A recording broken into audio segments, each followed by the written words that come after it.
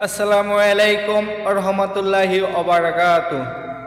আলহামদুলিল্লাহ, আল্লাহ দরবার লাখো কোটি শুকরিয়া। আল্লাহ পাক আমাকে সুস্থ রেখেছে, সকলকে সুস্থতা রেখেছে, আলহামদুলিল্লাহ। তো আজকে যে বয়ান নিয়ে আসলাম, সকলে বয়ানগুলো শুনবেন। এই দুনিয়াতে আমরা যত কিছুই করি না কেন, পরকালে আল্লাহর দরবারে এর হিসাব দিতে হবে। মনে করলাম যে এই দুনিয়াতে অন্যায় করে পার পেয়ে যাব, না রে না ভাই বোনেরা, আমার এই দুনিয়াতে যত অন্যায় করে আমরা পার পেয়ে যাব ভাবতেছি, আমরা এটা ভুল ভাবতেছি। কেননা আমার আল্লাহ সব কিছু আমাদের গুনাহ খাতায় রাখতেছে, গুনাহ খাতায় সব কিছু রেখে রাখতেছে। যখন আপনি এই দুনিয়া থেকে বিদায় নিব, অন্ধকার কবরে যখন আমাকে আপনাকে শোয়াই দিয়ে আসবে, তখন দুই ফেরেশতা এসে কবরে হাজির হবে। সেই দুই ফেরেশতা এসে যখন শোয়ার জবাব নিবে, তখন কি জবাব দিবা রে মন আমার? তোমাকে জিজ্ঞাসা করবে তোমার রব কি, তোমার দিন কি, তোমার ধর্ম কি, তুমি কি বলবা? যদি তোমার কোনো কিছুই জানা না থাকে, তাহলে তুমি কি জাহান্নামে পড়ে থাকতে হবে। আর যদি তুমি উত্তরগুলা সঠিকভাবে দিতে পারো, তাহলে তো তোমার কবরের আযাব মাফ হয়ে যাবে। কিন্তু এই দুনিয়াতে যা অন্যায় করতেছ, অত্যাচার করতেছ, জুলুম করতেছ, হক মেরে খাচ্ছ, এর হিসাব কিন্তু তোমাকে দিতেই হবে। এর হিসাব তোমাকে পাই পাই করে আল্লাহ পাক তোমার কাছ থেকে জবাব নিবে। তোমার গুনাহ খাতা খুলে দেখবে যে তুমি দুনিয়াতে কত গুনাহ করেছো, কার হক মেরেছো, কার অন্যায়ভাবে আত্মসাৎ করেছো, কার জায়গা জমি তুমি লুট করে নিয়েছো। এই হিসাব যখন আল্লাহ পাক তোমার গুনাহ খাতা থেকে দেখবেন, তখন কি জবাব দিবা রে মোহন? তখন কি জবাব দিবা? ঠিক কিনা বলেন? ঠিক। আমার আল্লাহ যখন গুনাহ খাতা তুলে আমাদের গুনাহগার সব কিছু দেখবেন, আমরা দুনিয়াতে কি অন্যায় করেছি, কি পাপ করেছি, কার উপর জুলুম করেছি, সুদ খেয়েছি না ঘুষ খেয়েছি, আল্লাহর ইবাদত না করে আমরা কি করেছি, সব কিছু যখন আমাদেরকে দেখাবে, তখন কিভাবে আমরা জবাব দিব? একটাও নেকি যদি আমাদের খাতায় না থাকে, তাহলে তো আমাদের জাহান্নামের আগুন থেকে আর বাঁচার সম্ভাবনা নাই। আর যদি আমাদের একটা নেকি ভালো থাকে, তাহলে তো জাহান্নামের আগুন থেকে একটু রেহাই পাওয়া যাবে।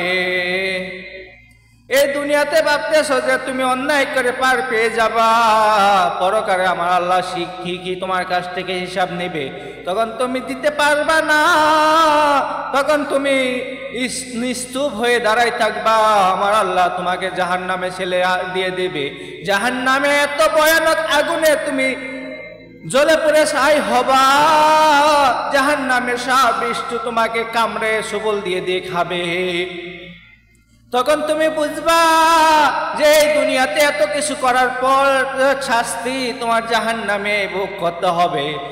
তখন তুমি আল্লাহকে যদি বলো যে আল্লাহ পাক আমার তো ভুল হয়ে গেছে, আমাকে দ্বিতীয়বারের মতো পৃথিবীতে পাঠাও, আমি তোমার ইবাদত করব, ভালো কাজ করে আসবো। কিন্তু না না, আমার আল্লাহ তখন আর শুনবে না। বলে রে বান্দা, তোকে আমি দুনিয়াতে পাঠাইছিলাম 30 বছর, 50 বছর, 70 বছর হায়াত দিয়া, তুই এত বছর হায়াত পাওয়ার পরও তুই আমার ইবাদত না করে আমার কথা অবাধ্য হয়ে মানুষের হক মেরে খেয়েছিস, মানুষের উপর অন্যায় অত্যাচার করেছিস, খারাপ কাজে লিপ্ত হয়েছিস, শয়তানের দোকায় পড়ে কত জিনার কাজ করেছিস। তোকে আর এই দুনিয়াতে পাঠানো হবে না, তুই জাহান্নামে আগুনে পুড়ে ছাই হ। কিয়ামতের আগ পর্যন্ত জাহান্নামে পুড়ে ছাই হতে হবে। কয় হাজার বছর, কয় লক্ষ বছর এই জাহান্নামে থাকতে হবে, তা আমি আপনি কেউ জানি না। শুধু আমার আল্লাহ পাকি জানে কার কপালে কি লেখা আছে, আমার আল্লাহ জানে। তাই তো বলি আল্লাহকে ভয় করো রে মোনা। ও ভাই বোনেরা, আল্লাহকে ভয় করো, আল্লাহর পথে ফিরে আসো। এই দুনিয়ার রং তামাশায় মজে থেকো না। আমার আল্লাহ সব কিছু দেখতেছে, আমার আল্লাহ আমাদের গুনাহ খাতায় সব কিছু দেখতেছে। আমরা এত গুনাহ করতেছি, সবগুলো গুনাহ খাতায় উঠতেছে। যদি আমরা কোনো ভালো কাজ করি তাহলে এটা ভালো খাতায় উঠবে। কিন্তু মনে রাখবা, আমরা যতবার এই গুনাহ করব, ভালো খাতা থেকে একটা একটা পয়েন্ট কেটে যাবে। তখন দেখবা যে গুনাহ খাতা ভারী হয়ে গেছে, ভালো কাজের খাতা একদম শূন্য হয়ে গেছে। আমাদের কপালে তো আর কোনো ভালো কিছু নাই। জাহান্নামে আগুন থেকে বাঁচতে হলে আমরা যে অন্যায় অবিচার করেছি, যে পাপ করেছি, এখনো সময় আছে। আল্লাহর পথে ফিরে আসো, আল্লাহর পথে ফিরে এসে আল্লাহর দরবারে তওবা করি। আমরা জিনা করেছি, আল্লাহর দরবারে তওবা করি। আমরা পাপ করেছি, আল্লাহর দরবারে তওবা করি। আমরা অন্যায় অবিচার জুলুম সুদ ঘুষ হারাম করেছি, আল্লাহর কাছে আমরা ক্ষমা চাই। নামাজ পড়ে আল্লাহর দরবারে দুই হাত তুলে বলি, আল্লাহ আমরা এই দুনিয়াতে কত অন্যায় করেছি গো মাবুদ, তুমি আমাদেরকে মাফ করে দাও। আমরা আমাদের ভুল বুঝতে পেরেছি মাবুদ, তুমি আমাদেরকে মাফ করে দাও আল্লাহ। তুমি যদি আমাদেরকে মাফ না করো তাহলে কে মাফ করবে গো মাবুদ? তুমি তো আমার রিজিক দাতা, তুমি আমার সৃষ্টিকর্তা, আর তুমি আল্লাহ এক, তুমি আল্লাহ আমার রব। এ আল্লাহ তুমি আমাদেরকে মাফ করে দাও। এই জীবনে অনেক গুনাহ, অনেক অন্যায়, অনেক পাপ করেছি আল্লাহ, তুমি আমাদেরকে মাফ করে দাও। তারপরে আমার আল্লাহ এত দয়ালু যে রহমান রহিম গফফার রাজ্জাক, আল্লাহর 99টি নাম। আল্লাহর 99টি নামের থেকে তুমি যেই নাম ধরে আল্লাহর বগলে দেখো না কেন, আমার আল্লাহ ঠিক তোমার গুনাহ খাতা মাফ করে দিবেন। এখনো তো সময় আছে, তুমি অনেক গুনাহ করে গেছো, তুমি জঘন্য গুনাহ করে গেছো, কিন্তু আমার আল্লাহর দরবার মাফ সে নাও। আল্লাহর দরবার মাফ চাও, আল্লাহ পাক মাফ করে দিবে। আর যদি তা না করো তাহলে অন্ধকার কবরের ভিতরে সারা বিশ্ব তোমাকে কাটবে, জাহান্নামে আগুনে তোমাকে জ্বলে পুড়ে ছাই হতে হবে।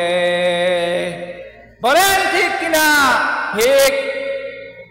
তাই এখনো তো সময় আছে ভাই আমার, ভালো হয়ে যাব আমরা সবাই।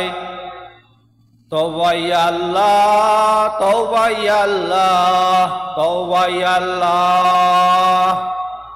আল্লাহর দরবারে তওবা করো, আল্লাহ মাফ করে দিবেন।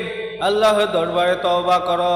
তুমি যতই গুনাহ করো না কেন আল্লাহর দরবারে ফিরে আসো, 5 ওয়াক্ত নামাজ পড়ে আল্লাহর কাছে ক্ষমা চাও, তোমার সমস্ত গুনাহগার আল্লাহ মাফ করে দিবেন। তা না হলে তোমার জাহান্নামে আগুনে সারা বছর পড়তে হবে, কয় লক্ষ বছর পড়তে হবে তা তুমি বলতে পারবা না।